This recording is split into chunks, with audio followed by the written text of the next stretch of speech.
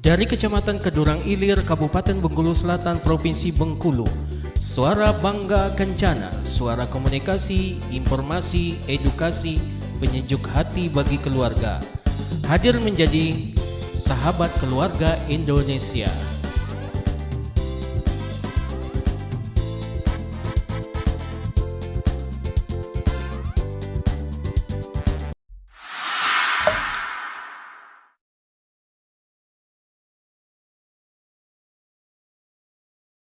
Assalamualaikum warahmatullahi wabarakatuh. Halo teman-teman Sobat Balai Penyuluh KBKDI.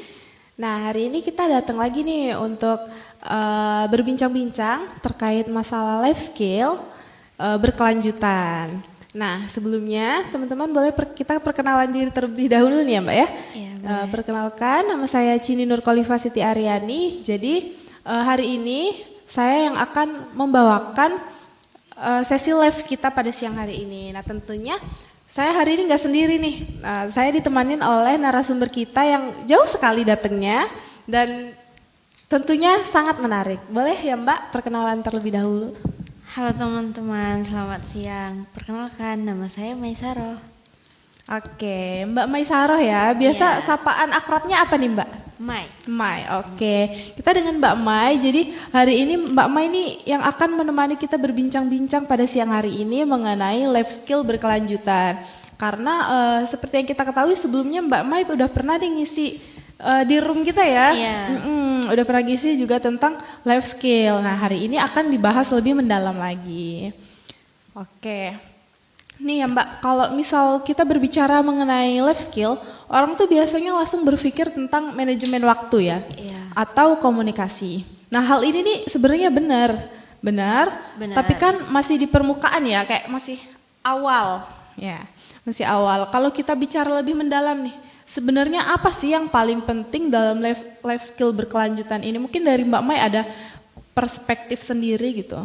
Oke, sebenarnya yang paling mendasar itu tuh life skill itu tuh artinya adalah kemampuan. Oke. Kemampuan untuk beradaptasi dan belajar secara terus-menerus. Karena kan dunia ini kan cepet banget nih berjalannya kan Mbak. Waktu Iya, kan benar. kayak berjalannya cepet banget gitu. Nah, Nggak kerasa ya? iya, terus yang dimana sekarang aja kan udah banyak mulai kayak teknologi yang canggih, terus kayak apa yang AI udah banyak banget, terus juga robot-robot yang untuk sebagai pengganti manusia bekerja kan juga udah ada kayak gitu kan.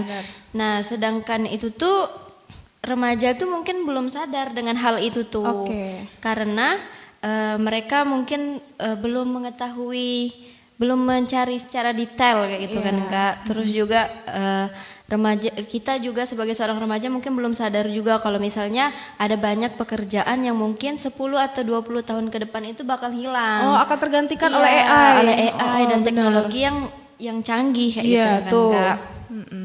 Nah, jadi kalau misalnya kita itu tuh hanya terpaku pada keterampilan teknis, itu tuh kayak kurang kayak gitu nah Kak, nggak cukup kayak gitu. Karena yang dibutuhkan dalam keterampilan itu tuh belajar sepanjang hayat. Tuh, belajar sepanjang hayat. Iya, bagaimana seorang remaja kita ini nih bisa terus-menerus mengupdate diri kita, terus bisa fleksibel menghadapi perubahan dunia, perubahan zaman, terus biar kita juga nggak mudah patah semangat nih Kak. Kalau misalnya kita gagal nggak langsung down kayak gitu kan, jadi kita harus bangkit lagi. Iya. Tuh, jadi kebanyakan sekarang tuh remaja tuh kayak lebih berserah diri nggak sih Kak? Iya. Misal dia udah menjalankan suatu pendidikan kuliah ya, pokoknya kita masukkan intinya ke kuliah.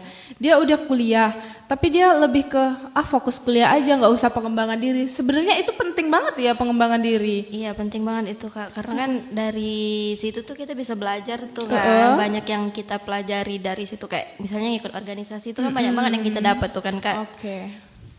Ini menarik banget ya teman-teman ya pembahasan kita pada siang hari ini walaupun cuacanya lumayan terik di luar sana. Jadi teman-teman buat yang mau bertanya boleh di drop di kolom komentar, nanti bakal dijawab oleh narasumber kita. Nah, jadi ngomong-ngomong soal life skill nih sebenarnya dia nih bukan hanya soal mengatur waktu atau uang, tetapi juga lebih ke pola pikir yang berkelanjutan. Iya betul banget itu Kak. Misalnya nih contohnya tuh kayak banyak lulusan di luar sana, lulusan sekolah atau Oke. bahkan kuliah yang pintar dalam bidang akademik tadi betul. kan Kak.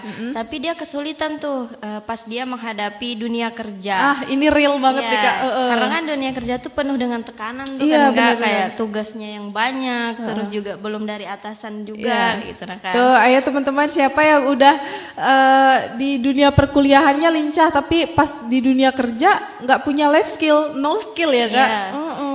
Nah itu tuh ada sebabnya Kak, karena kan itu tadi balik lagi karena mereka itu tuh kayak belum punya life skill atau belum mendalami life skill mereka kayak gitu nah kan.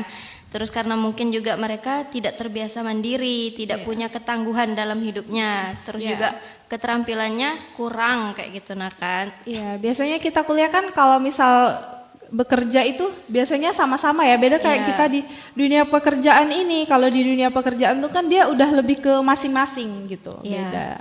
Terus juga kan sekarang tuh kayak contohnya lah kayak saya kayak gitu nah Iya. kan Kak. Kayak misalnya udah gagal sekali tuh kayak udah down kayak Oh, gitu udah nah kan. dong. Iya. Tuh, kebanyakan penyakit Gen Z nih kayak gini Iya. nih. Seharusnya kan kalau misalnya seorang remaja tuh kan kalau misalnya baru gagal sekali itu kan harusnya kita harus bangkit lagi dengan strategi yang lebih baik gitu tuh kan Oke. Kak harusnya. Tuh, ini kan tadi Kak Mai, Mbak Mai ya, Mbak Iya. Mai berbicara tentang ketangguhan. Ini kan terkait juga dengan kesehatan mental. Tuh, tadi kan udah juga disebutkan bahwa remaja apalagi Gen Z ini gampang kena mental down Down, ya. iya. Tuh, mentalnya down. Nah, sebenarnya apa sih kaitannya dengan life skill ini? Apakah ini nih berkaitan gitu? Ketangguhan mental itu tadi ya Kak dengan life skill itu tuh sebenarnya kaitannya sangat erat banget Kak. Oke. Karena kan ketangguhan itu tuh bukan soal kuat menahan beban, tapi soal kemampuan dalam mengolah emosi, menafsirkan pengalaman buruk menjadi hal yang positif kayak gitu nah kan Kak. Terus mencari solusi yang konstruktif. Oke. Misalnya kayak seorang remaja deh atau misalnya kayak teman-teman kita yang pernah mengalami orang-orang terdekat kita kayak misalnya dia pengen masuk universitas yang dia impikan kayak gitu nah kan Kak, tapi baru sekali coba ternyata dia udah gagal kayak gitu nah dia belum udah bisa down duluan. iya dia udah belum bisa masuk ke dalam universitas tersebut. Nah kalau misalnya dia nggak punya ketangguhan itu tadi Kak pasti dia bakal berhenti untuk mencobanya kayak gitu nah. Tapi kalau misalnya dia ada ketangguhan hal tersebut pasti dia nggak bakal berhenti dalam satu kali percobaan. Pasti dia kayak mencari informasi jalur mana lagi nih yang bisa masuk dalam universitas tersebut kayak gitu nah kan. Terus dia bisa mengevaluasi diri dia kayak gitu nah kan. Terus kan bisa misalnya kalau misalnya kita tetap mencari informasi untuk jalur mana nih biar bisa masuk universitas tersebut kayak gitu nah kan, kita pasti bakal menemukan peluang yang nggak pernah kita sangka kayak gitu nah kan Kak. Itu tuh jauh lebih penting daripada hanya sekedar bisa menjawab soal ujian aja Kak. Tuh kalau Mbak Mai sendiri ini termasuk golongan yang mana nih? Golongan yang terus mencoba atau sekali dicemooh orang langsung down? Sebenarnya yang sekali dicemooh itu langsung down ya. Cuman kadang-kadang kan kita setelahnya itu tuh baru berpikir kayak gitu nah Kak. Kenapa kita bisa dilakukan seperti itu kayak gitu nah. Tuh, sebenarnya ini nih juga berpengaruh dengan lingkungan ya. Kalau lingkungan kita mendukung, kalau lingkungan kita mendukung pasti kita juga akan terasa, aduh enak banget nih di lingkungan ini mendukung. Tapi kalau kawan kita malah ngejudge, tuh, apakah teman kita sebenarnya itu udah bisa dia ngejudge kita tuh Mbak? Tuh gitu. Jadi teman-teman sebelum ngejudge, kita menilai diri kita sendiri. Iya, gitu. betul banget itu Kak. Tuh. Saya juga jadi inget nih banyak cerita remaja yang merasa gagal sekali gitu. Jadi kayak dia baru sekali ini kena cemoohan, dia langsung ngedrop. Berarti life skill ini bisa menjadi benteng ya. Iya, betul banget itu tuh Kak. Bahkan kalau misalnya kita lihat lebih dalam lagi kan, keterampilan yang paling menentukan masa depan itu tuh bukan cuman hard skill, tapi kayak bukan cuman hard skill tuh seperti matematika atau coding atau hal lainnya, tapi kemampuan meta skill Kak. Di mana yang belajar beradaptasi, belajar mengelola diri, terus juga hard skill ini tadi kan bisa dipelajari kapan aja, tapi tanpa dasar meta skill ini tadi, seseorang tuh akan cepat kewalahan. Jadi kalau misalnya kita nggak punya dasar dari meta skill ini tadi, pasti kita bakal kayak capek, karena itu tadi balik lagi sekali dicemooh sama orang kayak gitu kita langsung down kayak gitu. Nah, enggak. Tuh teman-teman di rumah apakah berpengalaman juga nih punya kisah yang sama? Misal kita baru mau berkembang, kemudian ada temen nih yang ngejudge, apakah langsung down? Tuh, kalau ada boleh kita berbincang-bincang di kolom komentar, nanti kita jawabin satu persatu.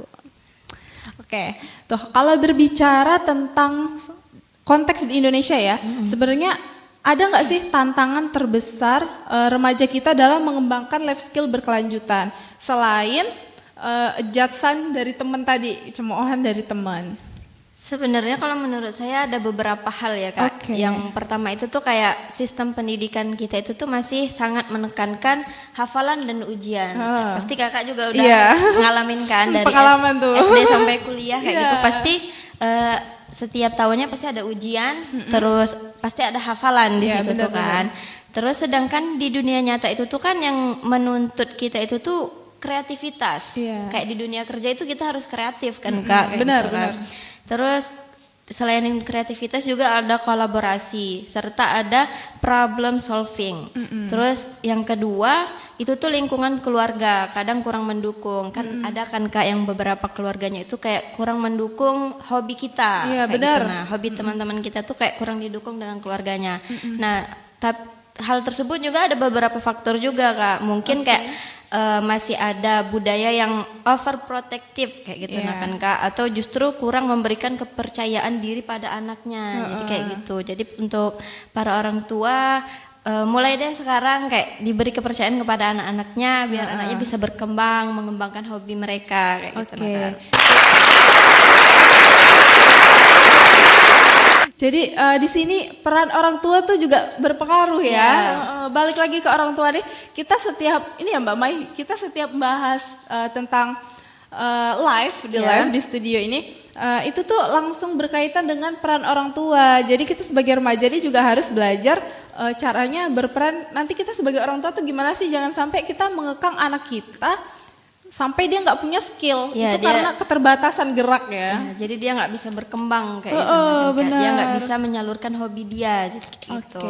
Terus selain itu juga Kak yang ketiga tuh ada pengaruh media sosial. Itu kan pengaruh media sosial besar banget ya Kak untuk seorang remaja, seorang kita ini nih kan kayak. Ya saya juga merasa. Terus kayak banyak banget nih remaja yang memilih sibuk membandingkan dirinya dengan orang lain ketimbang membangun kompetensi dirinya. Termasuk saya juga kadang-kadang kayak berlarut-larut tuh kayak scroll TikTok berhari-hari. Malam-malam suka netting ya. Nah itu tuh kan sebenarnya nggak baik ya Kak untuk kita itu tuh. Nah tapi itu nggak bisa dipungkirin Mbak. Biasanya orang-orang yang kayak gitu banyak pikiran. Jadi teman aku yang A udah jadi ini, teman aku yang B udah jadi ini, sedangkan aku tuh nanti malam-malam jadinya galau deh. Overthinking. Iya overthinking. Oke teman-teman, kalau ada yang mau bertanya boleh di drop ke kolom komentar sembari kita break dulu ya. Oke sambil kita sapa-sapa ya teman-teman. Terima kasih yang udah bergabung. Kita baca-baca komen dulu ya. Oke. Kita baca-baca komen. Dari Mbak April, makasih infonya Kak, bermanfaat sekali. Sama-sama. Aduh senengnya kalau misal ada yang komen infonya bermanfaat katanya Mbak. Berarti kan informasi kita tersampaikan dengan baik ke penonton. Oke. Lalu ini Mbak mau langsung jawab pertanyaan? Boleh. Oke. Ini ada pertanyaan ya dari Kak Dewa. Ini Bapak atau Ibu ya?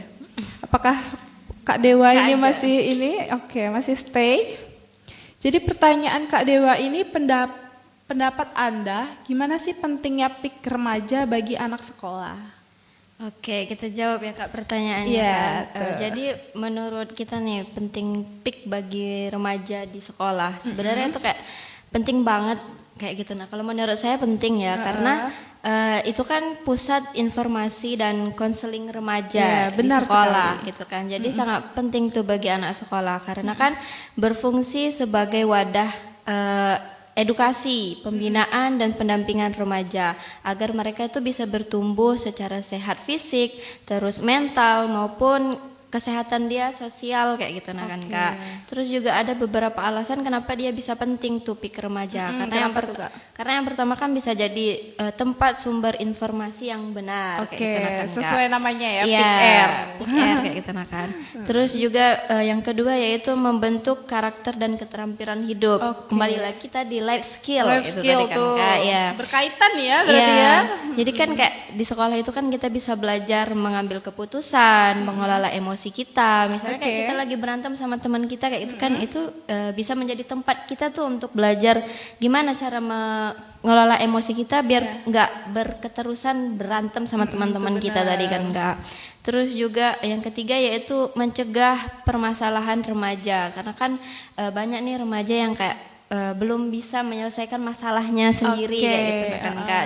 Jadi bisa jadi wadah iya, untuk bercerita kayak gitu. ya PIK-R ini tadi. Mungkin dia nggak berani cerita dengan orang tuanya. Jadi mungkin dia bisa bercerita yang di lingkungan PIK-R ini tadi kan Kak. Terus, kalau Mbak Mai sendiri biasanya kalau cerita sama siapa? kadang sama orang tua, terus juga sama teman-teman yang memang kita percaya kayak gitu. nah, Kadang kan, juga Kak. sama pasangan. Iya. Terus juga yang keempat itu tuh kayak itu tadi Kak, wadah tempat kita konseling dan curhat. Jadi itu tuh kan PIK-R itu tuh bisa jadi tempat kita curhat kayak gitu nah kan Kak. Terus yang terakhir yaitu meningkatkan prestasi remaja tersebut. Karena kan banyak tuh PIK-R itu kan banyak kegiatannya kayak gitu nah kan Kak. Jadi menambah wawasan ya. Menambah wawasan, relasi, ilmu pengetahuan, terus mengembangkan diri tadi, terus mengembangkan keterampilan remaja tersebut kayak gitu Kak. Tuh jadi Kak Dewa ini penting sekali berarti ya PIK-R itu ya Kak ya untuk remaja. Jadi kita juga di sekolah-sekolah khususnya di Kecamatan Kedurang Ilir ini juga sudah melaksanakan namanya PIK-R. Jadi itu ada agendanya. Tuh tiap bulan kita ada kunjungan ke sekolah untuk melaksanakan PIK-R dengan adik-adik di sekolah gitu. Jadi misal Kak Dewa ini punya anak ya, misal punya anak di sekolah, boleh tuh dianjurkan untuk join di PIK-R. Karena selain menambah wawasan, PIK-R ini juga salah satu kegiatan yang positif. Iya, betul banget jadi, itu Kak. Misal anak kita remaja didorong aja untuk beralih ke kegiatan yang positif daripada jalan-jalan gak jelas. Iya, nongkrong gitu. Karena kebanyakan anak-anak sekarang tuh sukanya nongkrong main game. Oke. Gimana Kak Dewa udah jelas ya? Ya, semoga membantu ya Kak ya. Oke lanjut nih Kak, ada pertanyaan dari Nothing, apakah masih ada? Apakah beliau masih ada di sini? Mau nanya Kak, gimana caranya supaya bisa percaya diri dalam hal apapun? Apakah ada solusinya tuh? Kakak ini berarti sering insecure. Iya, sebenarnya kayaknya hampir setiap remaja ya Kak, termasuk saya juga kayaknya rajin banget insecure kayak gitu, tapi kan. itu nggak boleh dijadikan suatu Iya, permasalahan. itu kita harus cari itu gimana caranya biar kita nggak insecure. Iya gitu. benar. Solusinya ya Kak, sebenarnya ada beberapa solusi. Itu tuh tergantung diri kita sendiri kan Kak. Gimana cara menangani hal tersebut gitu nah kan Kak.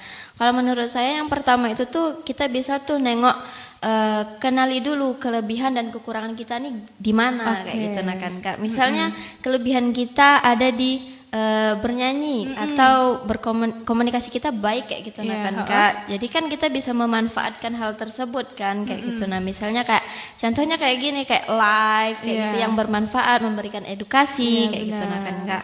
Terus kalau misalnya kekurangan kita udah tahu nih kekurangan kita di sini. Itu tuh kita harus belajar gimana cara mengatasi hal tersebut. Gimana gitu. cara menutupi kekurangan ini tadi, bukan malah kita pikirkan nanti malah netting malah jadinya nggak berkembang.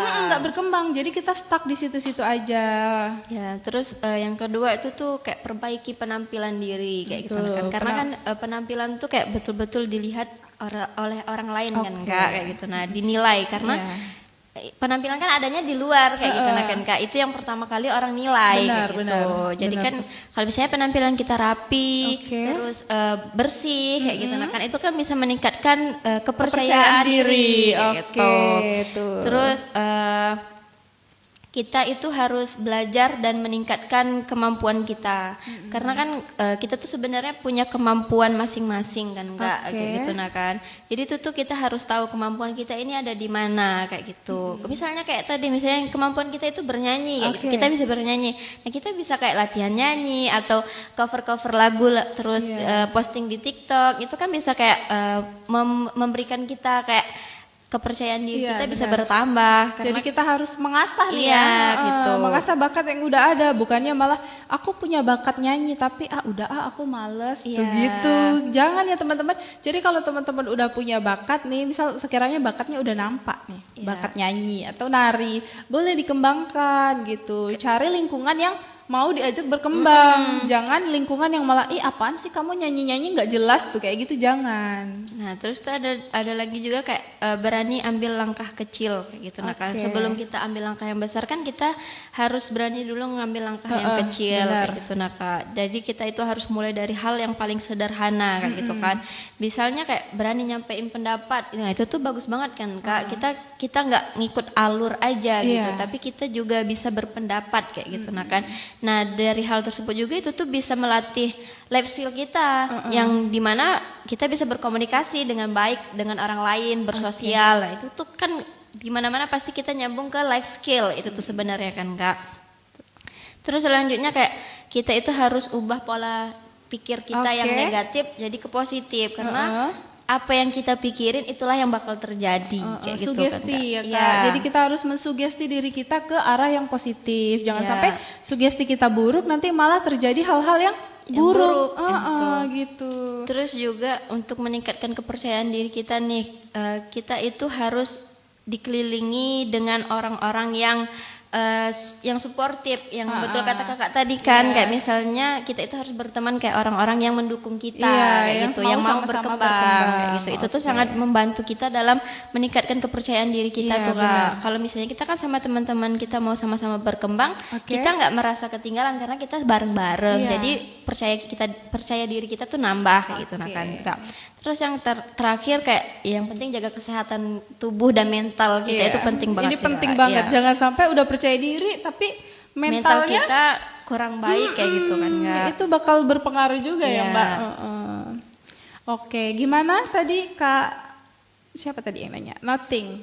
Gimana? Udah jelas ya? Udah jelas dong. Itu udah banyak banget itu poin-poinnya. Terus itu ada yang nanya infoloker katanya. Infoloker, aduh nanti nanti dikabarin ya infolokernya ya. Oke, sama-sama. Ini Kak Azari nih kayaknya penonton setia kita nih. Tiap hari ada Kak Azari nih. Semoga apa yang kita disampaikan ini bisa bermanfaat untuk Kak Azari ya. Iya. Oke Kak Noting udah jelas ya. Kalau masih ada yang mau ditanyakan boleh ditanyakan kembali di kolom komentar. Ini kan kita udah jauh banget nih ya teman-teman ya berbicara tentang life skill. Nah sebenarnya kita tuh tahu bahwa remaja ini sebenarnya nggak males ya Kak. Cuman kadang sistem lingkungannya ini tadi kurang memberi dukungan, kayak kurang ngasih ruang kayak gitu kan ya. Kurang ngasih ruang untuk berkembang tuh. Jadi teman-teman kalau misal teman-teman ngerasa lingkungannya tuh stuck di situ-situ aja, nggak bisa diajak berkembang, mendingan stop. Ya kan? Cari lingkungan yang lebih bisa ngajak kita berkembang. Cari lingkungan yang lebih bisa diajak berkembang. Jangan kumpul dengan lingkungan yang ngejudge terus nih gitu. Jadi kita merasa insecure, jangan. Itu tadi sebabnya Kak, kita itu seorang remaja harus punya sifat berinisiatif sendiri kayak gitu kan Kak. Benar sekali.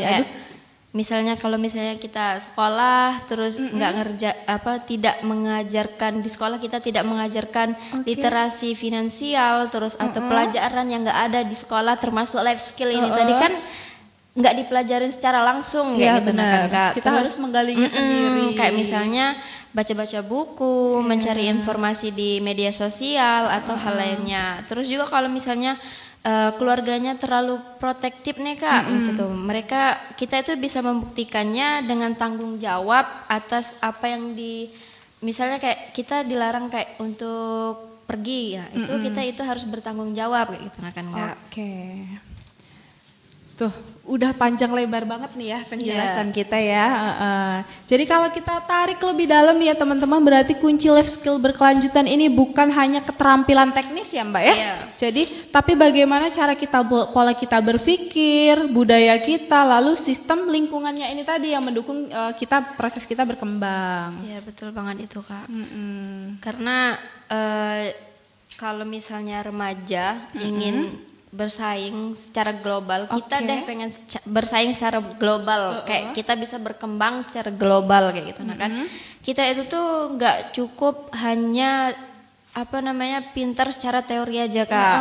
Kita itu harus punya daya tahan diri, terus kita juga harus punya sifat yang fleksibilitas, terus juga kebiasaan belajar mandiri. Nah kita tuh harus punya sifat-sifat tersebut Kak, karena itu yang membuat life skill kita itu tuh benar-benar bisa berkelanjutan kayak gitu Kak. Ya benar, karena kebanyakan nih remaja-remaja sekarang maunya didorong. Iya. Didorong terus. Tidak punya sifat yang inisiatif tuh tadi kan Kak. Oke, ini mungkin ada pertanyaan terakhir nih ya Mbak Maya.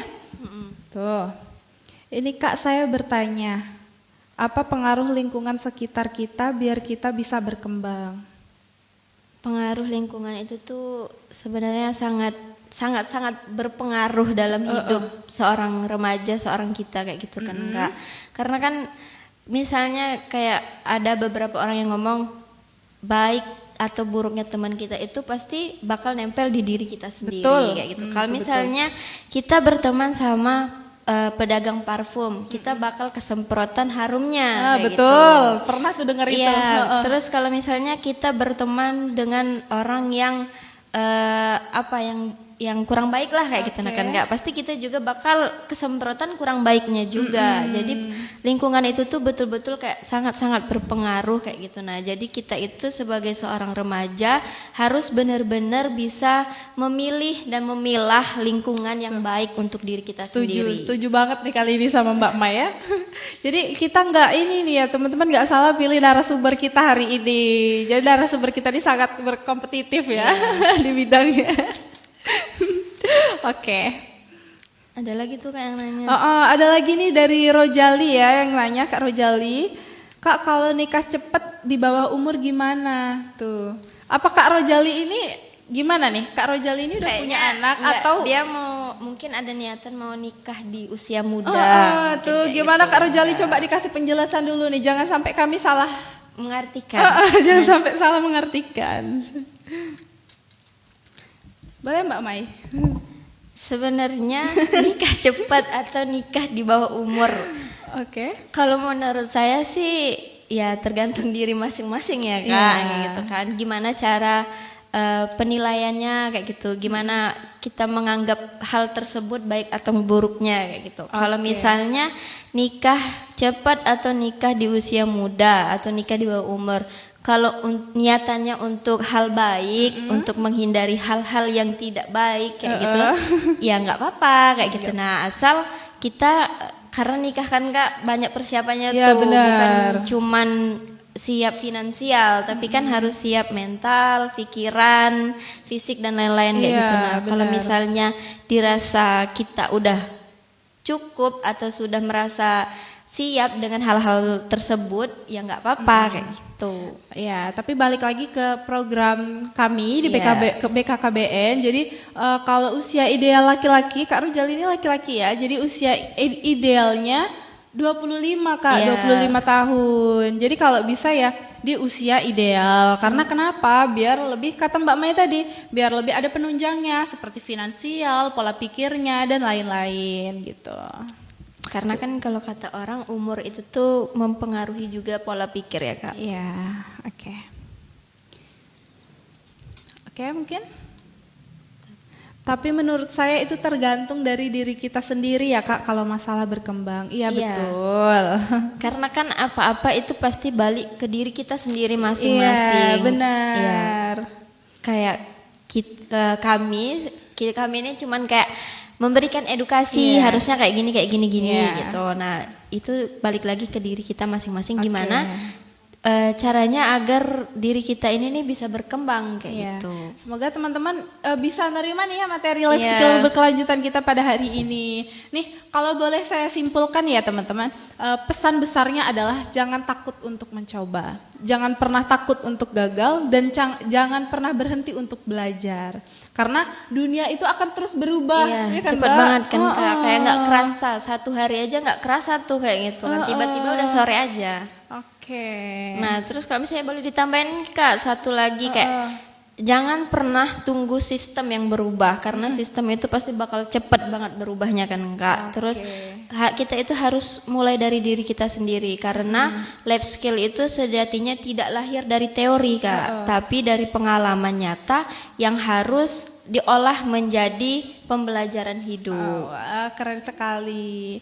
Mungkin Mbak Mai ada nih pesan untuk remaja di rumah. Tuh gimana pesannya? Mau ngasih pesan dan kesan.